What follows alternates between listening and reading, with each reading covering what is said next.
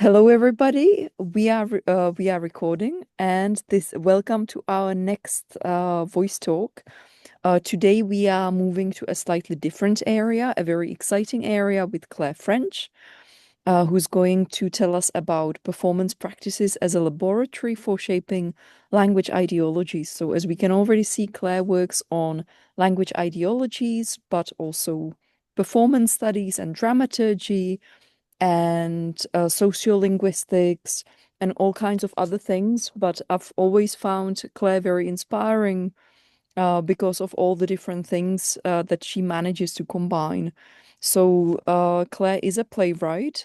She's done several plays, which are also multilingual, if I'm correct. Claire has also worked with playwrights and actors and theatre companies in different countries, in Australia, in South Africa, in the UK, in Denmark, in Germany, at least, maybe more. And what I've always found really nice and inspiring about Claire's work is that Claire really strikes me as someone who wants to connect the applied and the theoretical.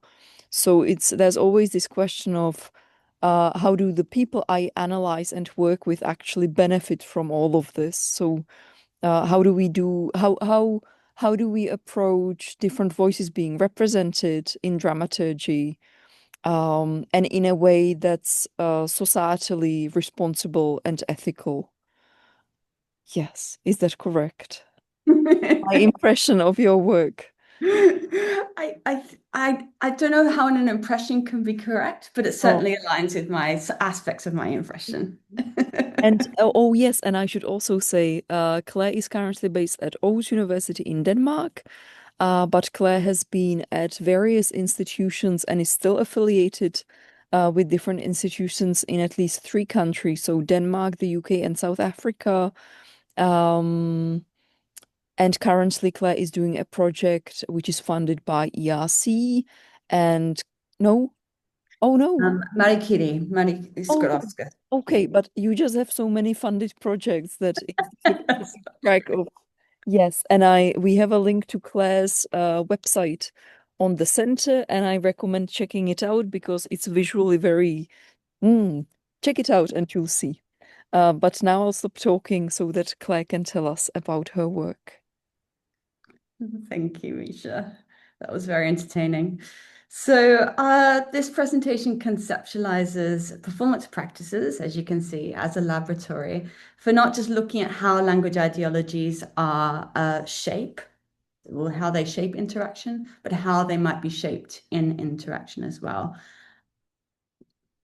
So structurally, I'll begin with some analytical connections, introducing you a little bit about to my research and my background, going from what Misha's introduced, where I'm building interdisciplinary connections between performance studies and sociolinguistics.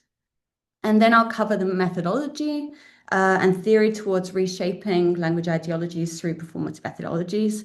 And this largely is looking at performance practices as a space for knowledge production more generally. And then I cover the index language ideologies at the commencements of both projects. I try in this short period of time to provide opportunities for comparison between these two projects, but the second one largely is in less detail due to the time restraints. And then I finish by making connections between the data and the key terms across reshaping language ideologies. So let's jump in. So my body of research sits in the context of theatre and performance making is becoming increasingly collaborative in the contemporary globalizing and decolonizing world. This includes writing with communities, drawing on autobiographies, retelling events, and asking questions such as which languages are invited into the room, and that I mean the rehearsal room for those that aren't in this dramaturgy, theatre, and performance studies world, so to say. How are dominant languages negotiated in that room, and what risks and responsibilities accompany multilingual performance? And constitutionally multilingual countries offer critical insight into these questions as to contexts where languages and speakers have been historically minoritized. And therefore, South Africa offers, it is, well, uniquely positioned at the intersection of both of these. Its colonial, apartheid, and post-apartheid language ecologies and histories are shaped by richly innovative, yet linguistically fraught performance practices. And these ecologies provide methodological insight for multilingual performance, I suggest. And I've been working on several projects in South Africa for just over a decade now. So methodologically, in most of my research, I combine linguistic anthropology, interactional sociolinguistics, and performance studies. And within performance studies, I largely look at concepts of embodiment, which I'll introduce in a moment, and the practices of more performance training or what's been called applied or socially engaged performance practices. In this presentation, I put into contact detailed analyses of embodiment from performance studies with communicative repertoires from interactional sociolinguistics, suggesting how language ideologies are indexed, drawing on indexicality in interaction. So looking towards a cyclical view into constructing and reproducing, or what I refer to as shaping language ideologies, an adapted approach, which you can just see in the illustration here, from James and Leslie Milroy's infamous Language Ideologies book, is proposed. And I also, within this, through the body, start to connect theories of performativity with prestige, which is in the middle circle there, because prestige is required at every stage of the acceptance, diffusion, and maintenance aspects of constructing and producing language ideologies. And thus, its performativity within performance practices is a key stage to shaping or reshaping language ideologies. So embodiment is central here, and this is a big kind of bridge section between interactional sociolinguistics and performance studies, despite the movements towards multimodality and the focus on the body within sociolinguistics. Performance studies has a lot to offer here, which I'll begin to introduce in this presentation, but which is discussed at length in my monograph, which will be out by the end of this year, so 2026. So here, the having becoming body is understood as the phenomenal body, and the being becoming body is the semiotic body. And this reframing helps to consider how these embodiments are fluid and overlapping in continuous processes of becoming. And the multiple embodiments proposed are common to performance training and collaborative practices where performers are expected to activate presence, to being, becoming, and having becoming body as part of a close listening and organization of resources as they interact with scenographic elements and each other as well as spectators. So both the having becoming and being becoming are always something which is the actors are asked to pay attention to as part of their training, as well as in kind of performances to spectators, so to say. And so in a recent article, I draw from sociolinguist Penelope Eckert's connection between performativity and sociolinguistic variation, who suggests, quote, a continuum of decreasing reference and increasing performativity with sociolinguistic variation at the performative extreme. So from this notion, I pose, I make the reading that she's discussing the wider the variation, the greater the performativity. It's a little simplistic in this current presentation, but the article is cited at the end. And I show how, in this article, I show how performativity requires the disinhibition of the subject embodiment, which is the having becoming body, in order to temporarily place the individual in a state of not caring whether they're producing the correct resources for the interaction. And I talk about how an individual within a collaborative practice goes into their memory to produce certain resources in the interaction which are more relevant for the the people in the memory than for me, who was kind of in interaction with this person at the time. So I'm continuing this theory and kind of slightly challenging myself, moving away from the idea of them not caring because it prescribes a kind of certain psychic analysis, and instead just focusing on performativity, variation, and variation as a wider exploration of communicative resources as linguistic and embodied resources in performance practice. And I'm suggesting that individuals are both vulnerable and active in their exchange of energy within these moments, rather than just being subject and sign bearing.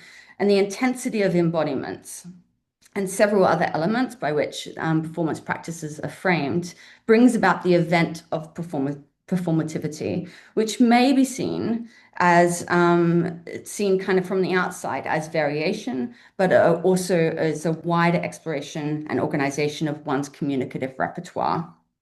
Their embodied linguistic resources, as I mentioned. It's a little bit of kind of repetition there, just because this will largely be applied to the data in a few moments.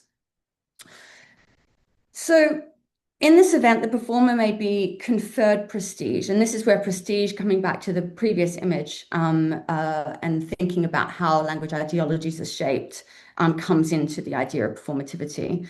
So the performer may be conferred or given prestige by those around them, which seems for the performer to be assigned to the communicative practices. So it's assigned to them rather than necessarily their kind of linguistic utterance or their linguistic and embodied resources. And the combination of reframing this social context, as happens through performative practice or performance practices, increases the attention and reflection to multiple embodiments and an activation of presence and a new organizations of communicative repertoires that are instead being related to the conferred prestige. So for the individual and their peers, the combination of communicative repertoire within this event may be later remembered and given attention to and repeated, providing possibilities for further meanings to be made and reshaping older language ideologies. So let me work through these ideas in some examples. So I discussed two projects with you today, which have allowed me to begin to explore these foci. One is from a PhD project, which is Father My Father, and one's from a postdoctoral project at the University of the Witwatersrand in South Africa. And I've defined these in my title as a laboratory, both in how they are a laboratory for collaborative practices, as well as a potential laboratory to analyze for sociolinguists. So thus it's an invitation for sociolinguists to explore these as potential data sets. By collaborative performance practices, I refer to the months of work that goes into creating a new piece that has been framed by horizontal or bottom-up pedagogies and methodologies. And the examples selected are from a project called Languaging, led by Sibusiso Nkeze at the University of Witwatersrand in Johannesburg in 2021, and a project called Father My Father, led by Misha de Vet at City Varsity, a private university in Johannesburg in 2017. So it's really interesting to me that they're both based in Johannesburg in educational institutions, because my research began across the Western and Eastern Cape in South Africa and across performance companies outside of universities. But over time I saw a greater interest in critically exploring language ideologies and language practices in collaborative performance practices in Johannesburg. And also there was a greater amount of time that was available and possibility for criticality, you could say, based on them being in educational spaces or institutions as well, which of course create a bunch of limitations for the research we can talk about afterwards. So I don't have great photos of this project because the students largely signed anonymity clauses. So they're all blurred out. It's not ideal, and it's not that interesting to look at, but I'll kind of do my best here. So in red, this is Ontilamezza. She's blurred and with a pseudonym due to these anonymity clauses. Ontelemetsa is pictured here in interaction with Rose in the first rehearsal of Father My Father at City Varsity. So it had performance, just for context, because we're jumping in very quickly here, but it had performances at the University of Pretoria Student Performance Festival called Kopanong. And it was a process that was largely explored over 3 and a bit months. So, Ontlemetsa has communicative practices including English and Setswana with a bit of Sesotho too. Uh, these are three of the 12 named languages included in the South African multilingual constitution, which has been active just since like in a post-apartheid period, 2 years after democracy came. So from 1994 was a democracy, and then the constitution was introduced in 1996.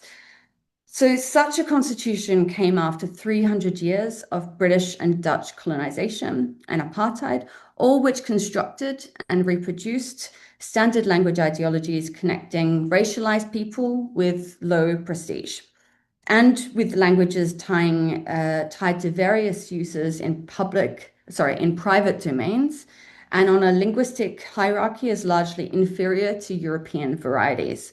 This is a very complex history, which we can return to in our discussions, but it was also explored at length in my book with references to many others that have explored it in great detail.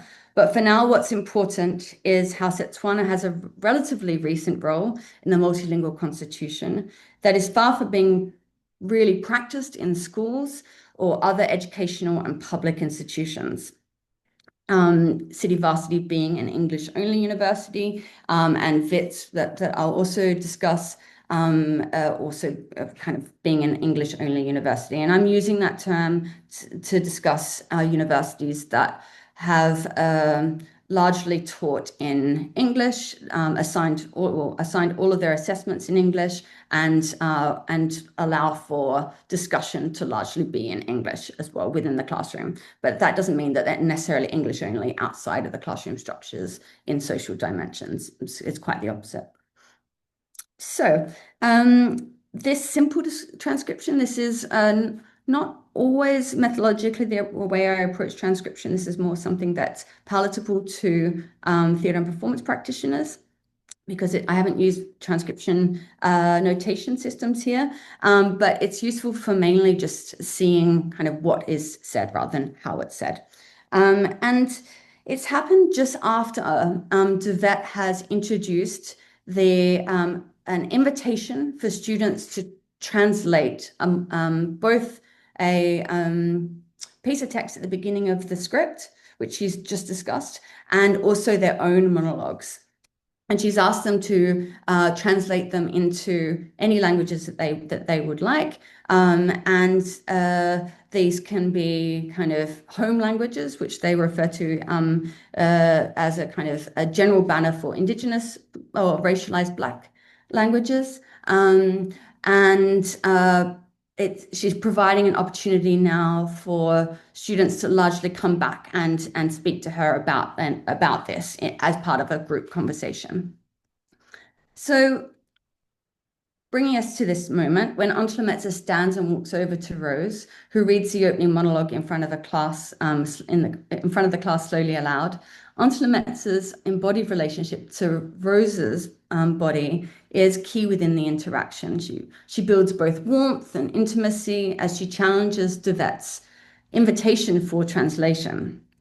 She supports enough of an existing relationship with Rose that she feels that she can lean into her body and place her hand on the script, as you can see in the parts that are circled here. And she reads over Rose's shoulder and asks a question about translating the opening monologue into Setswana. In this, she says that both her and Botsila will be saying the same thing. And she ignores De Wet's response that only one of them will be saying it, before suggesting that, quote, but we can't say the same thing because Botsila speaks Tswana and Lorako speaks modern Tswana and I speak proper Tswana.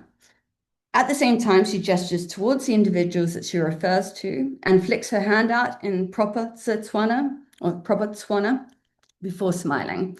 And the performers erupt into laughter because they're all sitting around and listening and watching. And as she smiles and she walks back to her seat.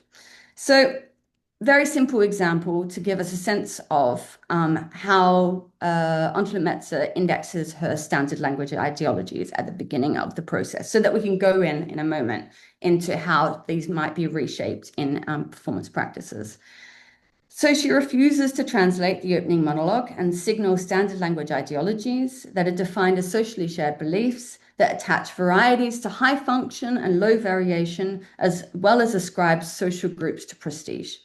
Agreeing with Milroy previously cited, the standard is also a mythology in how it cannot entirely be fully achieved since languages are in flux and in communities of contact, fluid in communities of contact. So yet their language ideologies are also pervasive in the South African context and beyond. So standard language ideologies are both mythologically produced, and they don't necessarily positively influence those that produce them, as like another takeaway to guide our thinking through this. So Angela Metzer indexes language ideologies of there being a correct Setswana variety, most appropriate for cultural production, since we're in a place where they're creating a new play. Her perspective is also influenced by having grown up in the Northwest Province, which is adjacent to Botswana, where Setswana is a national language. And the construction of Botswana Setswana with people of high prestige and South African Setswana with lower possibly influenced Angela Metzer's thinking about her own variety here. The fact that she's ordering the varieties on purpose, which are each connected to different statuses, echoes ongoing and historical constructions of standard language ideologies. Her use of the marked Q proper is central to the legitimization of any particular, often national variety. Angela Metzer's interaction also signals her trying to reconcile the combination of varieties that she's previously been taught to keep separate. By her being restricted within the English-only university and in most of her film, theatre, and performance training, she's had her linguistic resources restricted into bounded units within any communicative practice. And she has been trained as a performer and artist in South African English varieties, and thus she may feel that she lacks a vocabulary, literacy, or education within her so-called home languages. And this is a much larger obstacle to the interweaving of Indigenous languages in South Africa, where performance training scholars Mart Munro and Karina Lemmer show how they've navigated practices for South Africans, bridging having a language as a home language, but not yet having the performance training confidence and skills to use it on stage. And there's a citation at the end for that article. This is particularly interesting given that Angela Metzer identifies as a Tswana praise poet and has therefore had some training previously outside of the institution in Tswana. And this was discussed in a video diary, which is one of the methodological elements of the project. Performance poetry, however, resides in a tradition that has historically bound specific languages and varieties with specific performance forms in ways that echo the standard language ideology. Liz Gunner describes praise poetry as a, quote, slippery and resilient genre full of intellectual gristle, and a form that also tends to become a poetry of remembering. Or Megan Shawn highlights its rhetorical traditions in Botswana of speaking back to the chiefs and how that tends to facilitate processes of giving advice and censure for the future. So central to this view is a perceived purity of Setswana varieties, and this continues the cultural legacy of the performance form. They're delivered as one bounded language in one traditional practice. And therefore, Angela Metzer's pride and her self-identification as a Tswana praise poet and the tradition's tendency to favor standard language ideologies each reinforce one another and the linguistic varieties in the communicative practices inherent. So let me quickly introduce Nomvuyo in a similar way and then we'll move on to the main example. Have it going for time. Okay. So this is Nomvuyo. She's one of the performers involved in languaging at the University of the Witwatersrand, which didn't have the same anonymity suggestions and agreements. So thus we have these, we can use the footage of her as is. The project went for 6 weeks and led to a short film, and it was largely a project that was funded through a postdoc by the Mellon Foundation and Arts Research Africa. And the postdoc was called Decolonizing Language Ideologies in the Body. So Nomvuyo is an isiZulu speaker, also one of the 12 official languages in South Africa. And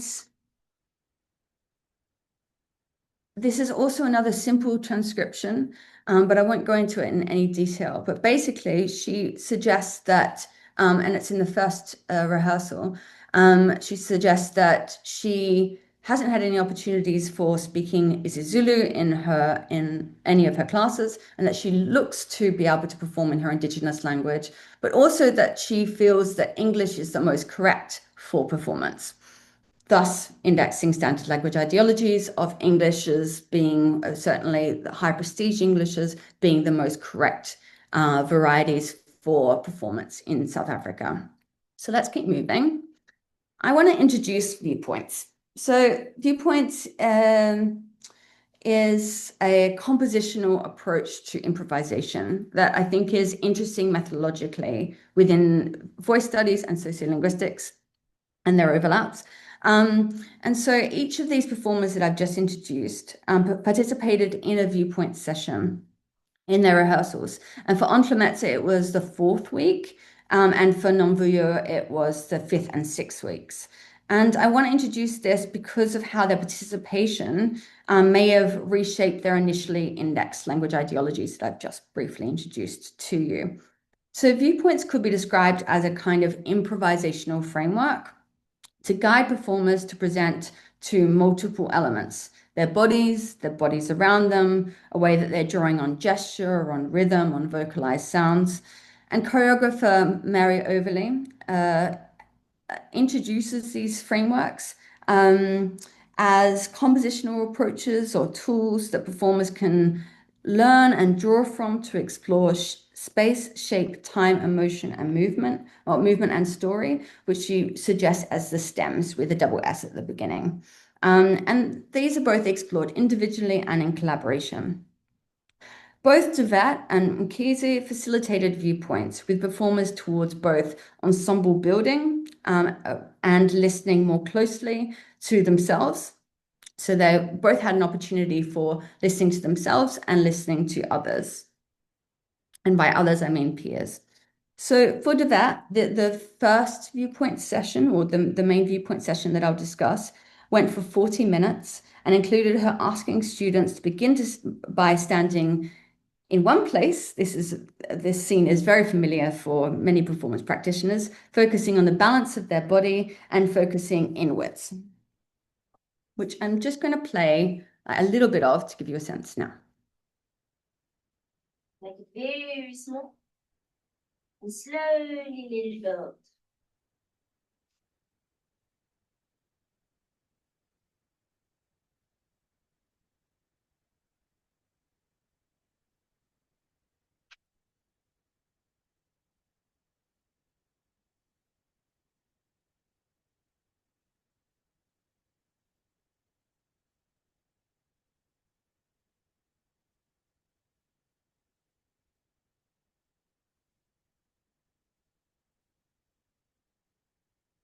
And when it feels like it can't build any further, start to walk around the space in whatever pattern you feel comfortable.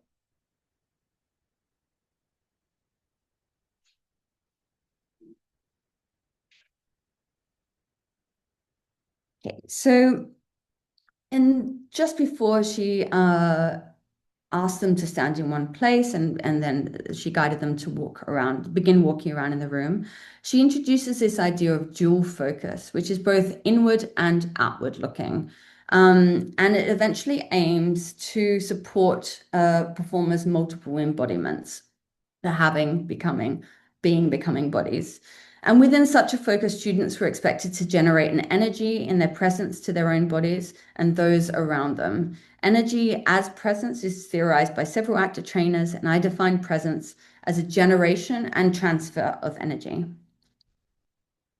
The stages for the viewpoints were facilitated by Devet, and they were accumulative, where she asked students to walk around the space, and then a few moments later, she'll ask them to build a physical gesture. And then a few moments later, she'll ask them to build some type of vocalization or maybe a rhythm with parts of their body. And importantly, the accumulation means that as you build in some type of rhythm, you also need to keep ways of holding the gesture in your body. So the gesture, if the gesture begins by being like this and you're walking around doing this, for example, it can change through the rhythm, but it still needs to be held. And the idea here is that you're keeping kind of multiple presences to aspects of your body, and through her idea of dual focus, you're also kind of allowing for yourself to access and reorganize your embodied and linguistic resources, as well as listen to those around you so that you can adapt aspects of those. The mirroring happens very naturally within these types of discursive events, so to say. This kind of mode of dual listening between inside and outside, internal and external, mean that you reach an embodied intensity. You, by the middle of even the 40 minutes, you start to be so aware of all the stages that have come before it, as well as those around you, that multiple embodiments tends to be kind of a factor which enters for a lot of the actors or performers. So I want to just introduce you back to Angela Metzer here, who is very much kind of exacting in the way that she is responding to Devet's instructions. And she's in yellow, and I'll just play a little bit for you.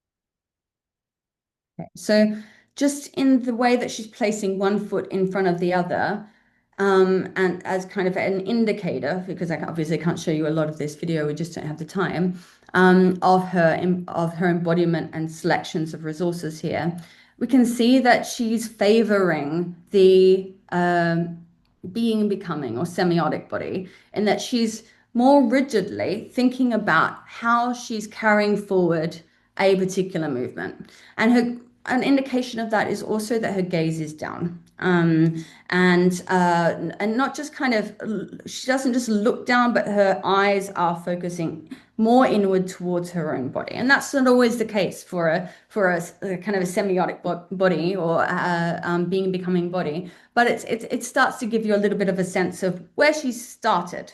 Now let me go to another element of the rehearsal, where she's just at the back here, and she has an interaction with a performer that we'll call Lorata.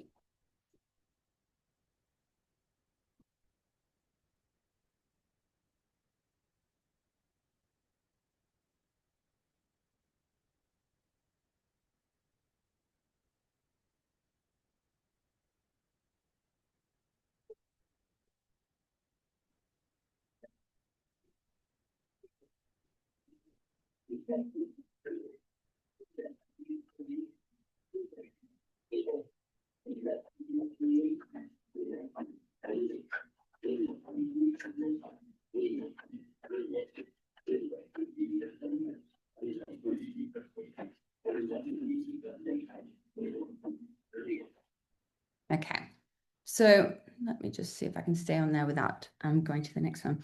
So we can immediately see that her having, becoming body is becoming more engaged, you could say, or layered into the being and becoming body here.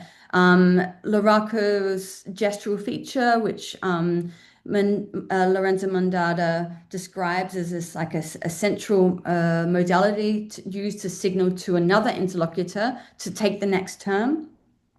It includes him kind of tilting his head, gazing towards her, clicking over his kind of his body and leaning into like a bit of a kind of an emphasis into the knee, like a jazz dance step. And they also did jazz dance as part of their modules here. So he was exploring some embodied vocabularies, you could say, or embodied resources that were intelligible to Onslaumetsa in that moment. And after that moment, where they circled each other at the back of the room, Onslaumetsa began walking forward, carrying some of those embodied resources in her body and adapting them. And this is the beginning of something which then was carried out for the next 20 minutes, where I suggest that Onslaumetsa continues to explore this having becoming body alongside the being becoming.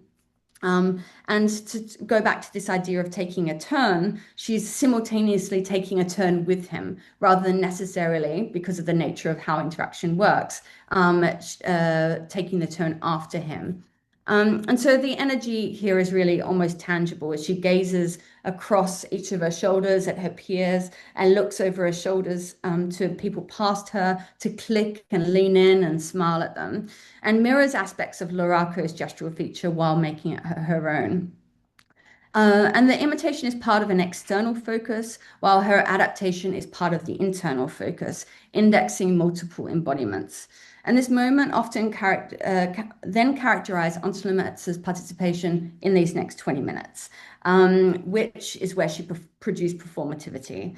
So performativity is indexed in the event that she exaggerates her resources, drawing on combinations of vocal sequences that included made up and kind of redeveloped words, often including kind of a Setswana grammar and then English words within that grammar. And I go into more detail of that in my book. But for example, the made up sequences include your your and then she'll start to embed some new words and sounds into there as she's gazing over her each shoulder and mobilizing her lower body, again proximal to Loraco's body. And this is the performative event when she generates energy to draw from her linguistic and embodied resources in new ways, as well as share with those around her while listening to them at the same time. And the effective dimensions of the collaboration add to the performative and the shared body, itself cyclical and accumulative, in how it aids an activation of presence, and how that presence continues to activate further presence through a sense of this shared body. And the shared body has been theorized as also the idea of a performance's body. The performance in itself starts to kind of develop its own body, which can be hegemonic. It can largely see people mirroring one another to the point that they're not internally focused and not drawing on new resources. So this is all incredibly kind of nuanced depending on how it's been framed and so forth. And this means that the performative event was also extended through the shared body, continuing for some 20 minutes from this point. And it came to shape Onslaumetsa's language ideologies. Before this rehearsal, Onslaumetsa had not yet performed in Setswana in this institution, nor code switched between languages or varieties repertoire. And this session saw big shifts in acknowledging her communicative repertoire. In the rehearsals that came after it, she translated her Setswana monologue and performed it, as well as started interacting in group discussions while code switching between Setswana, Sesotho, and English. And this was almost an immediate shift in the fifth rehearsal and onwards. The viewpoint session created new social dimensions for Onslaumetsa to explore and reevaluate her communicative repertoire, for her and potentially others to confer prestige to herself in these moments, which is fleeting, and it really depends on other elements of symbolic power, which we don't really have time for here. So I want to finish by comparing this. Where are we going? Okay, well, we've got to finish up. But I want to finish with just comparing it to Nambuyo, just like very, very quickly. So this is Nambuyo. And Nonhlatla exploring the viewpoints on the grounds of the University of Witwatersrand. I'm just going to play a little bit so you can get a different sense of how viewpoints might work in the body and in space, place.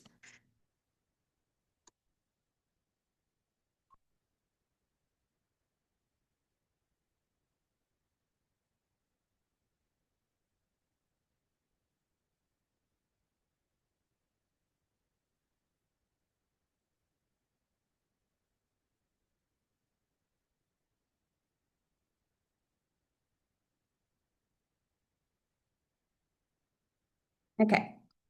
And this is Nonhlatla and Moketse exploring the viewpoints in the same location with me and Numvuyo watching from online. And a central aspect of Mkhizi's frame, Sibusiso Mkhizi, the director, was for the performers to write autobiographical poetry in whatever chosen resources that they wanted, and then for these to be read and recorded and played through a loudspeaker repeatedly as they explored the viewpoints on the grounds of the University of the Witwatersrand. And in this moment, as part of the entire process, Nomvuyo watched an exploration of viewpoints to her poem, which is called A 2,000-Piece Puzzle. And the words are just down the side. I'm just going to play 20 seconds of that.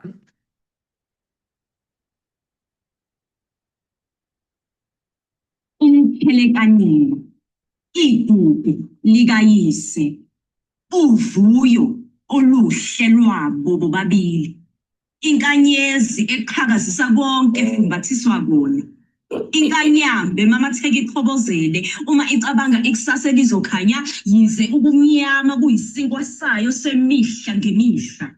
Wena phumana ngasikothe, into egeza ngobisi, into enoboya ebusweni ophophozelayo, awuyona imbokodo, ulidwala ehlenga okwesikhukhukazi sigade amatswele. Iy'mpande zakho zagcotshwa ngondendende wesimilo, ukuyikhandla, ukunyamezela kanye nokwethembeka. Uyingane yethonga ephila mpilo zimbili, inguthikhweni, kepha eyisithombe esisobala.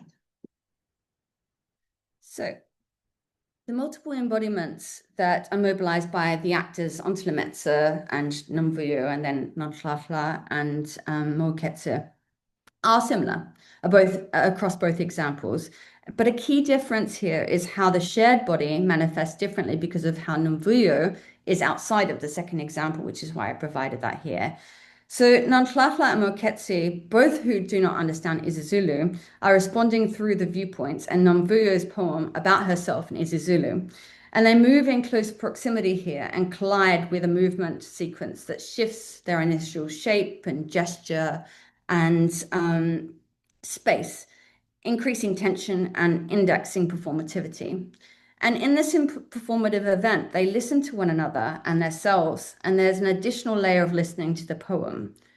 And they listen to it over and over on the grounds of the university, which is an English-only university, just kind of as a kind of a background to language rights and so forth.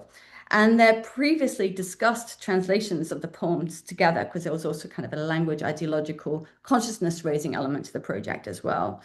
And this means they're able to access the meaning of the words here, and they've been given translations previously. And they're able to kind of access them with their bodies in new ways. So this is there's a potential fourth layer as well of listening to the scenographic elements that we don't have time for. For example, the sun, and with Misha sitting outside, it's also a nice connection. And these are kind of also come to influence their viewpoints, and the sun warms their bodies and influences their shapes. So Nambuyo is privy to all of this, and it provides a potential prestige conferring or prestige giving layer to her communicative repertoire in isiZulu, as she ascribes her repertoire prestige in these moments of observing. So while she indexed language ideologies that her isiZulu wasn't correct for the performance at the beginning, but she wanted to perform in her mother tongue, these language ideologies are shaped through prestige and performativity, observed through other bodies in connection with her own, which differs to Ontlemetsa, who wasn't able to stand outside in the same way. So Nambuyo was translanguaging isiZulu and drawing from it in all of her performance work in the sessions that came after this, including in interactions with me, where she was aware that I had some isiZulu resources, but obviously for her, not for you, I couldn't understand everything, but yet she continued to translanguage or code switch with her isiZulu resources in the sessions thereafter. So for both Ontlemetsa and Nambuyo, this was the first time either had been asked to draw from their entire communicative repertoires in theatre and performance in these English-only universities. And this is why I propose performance as a laboratory for shaping language ideologies. Both reach an intensity in their multiple embodiments, which links performativity with prestige, legitimizing new language ideologies more aligned with their languaging and translanguaging, and away from standard language ideologies. Okay, thank you. And all of the citations in one page, even though they're a bit small.